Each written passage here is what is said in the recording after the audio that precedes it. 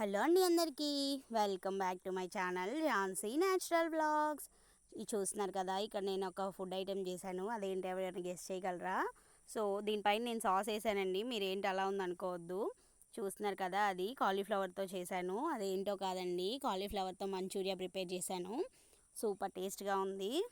చూసారు కదండి, కాలీఫ్లవర్ ముక్కలు అనేవి మరీ సన్నగా కాకుండా కొంచెం మరీ బండగా కాకుండా ఒక మందంగా ఒక మీడియం సైజులో కట్ చేసుకోవాలండి. అండ్ వెనకాల తొడిమలు అనేవి చాలా తక్కువగా ఉండేలాగా చూసుకోవాలి. సో అలా కట్ చేసుకున్న తర్వాత వేడి వేడి నీళ్ళు ఫస్ట్ బాయిల్ చేసుకొని దానిలో వేసుకొని కొంతసేపు ఉడికించుకోవాలండి. ఒక 60-70% కుక్ చేసుకోవాలి. చూస్తున్నారు కదా, ఇలా 60-70% వరకు చక్కగా కుక్ చేసుకోవాలండి. చూడండి కాలీఫ్లవర్ ముక్కలు ఎంత నీట్గా ఎంత బాగా కనిపిస్తున్నాయి, మంచి షైనీగా.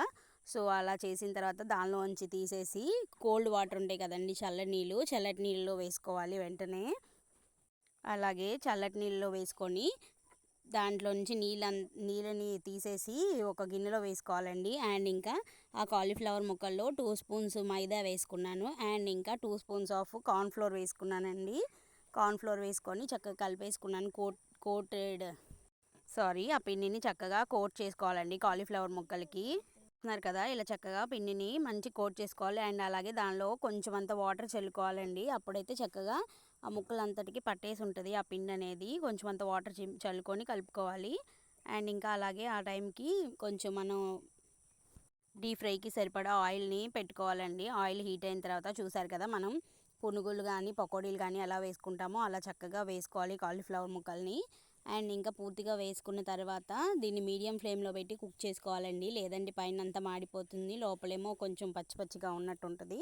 సో కొంచెం గోల్డెన్ బ్రౌన్ కలర్ రాగానే తీసేయాలి. నేనైతే ఏ ఫుడ్ కలర్ యూస్ చేయలేదు, మీకు కావాలంటే యూస్ చేసుకోవచ్చు.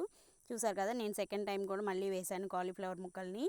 చక్కగా ఇలా గోల్డెన్ బ్రౌన్ కలర్లో వచ్చిన తర్వాత తీసేసుకోవాలండి. తీసేసి అండ్ ఇంకా అదే మూకెట్లో నేను కొంచెం 2 స్పూన్స్ ఆఫ్ ఆయిల్ వేసాను. దానిలోనే నేను ఇంకా హాఫ్ ఆనియన్ని సన్న ముక్కలుగా కట్ చేసుకున్నానండి. అండ్ ఇంకా చూసారు కదా, ఇక్కడ జింజరు అండ్ ఇంకా ఏమో వెల్లుల్లిపాయలండి. నేను 4 వెల్లుల్లిపాయలు తీసుకొని చిన్న చిన్న ముక్కలుగా కట్ చేసుకున్నాను.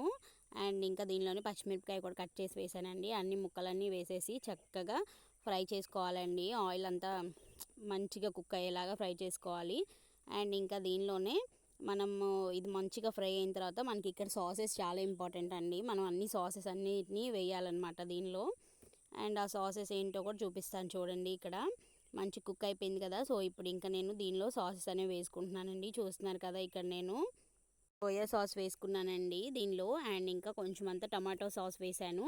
అండ్ దీంట్లోనే రెడ్ చిల్లీ సాస్ వేసానండి. నా దగ్గర అయితే గ్రీన్ చిల్లీ సాస్ లేదు, ఉంటే వేసుకోవచ్చు, అది కూడా బాగుంటుంది. అండ్ ఇంకా కొంచెం అంతా వెనిగర్ వేసాను. ఏంటి ఇంత డార్క్గా ఉంది అనుకోవద్దు, సోయా సాస్ కదా అందుకని.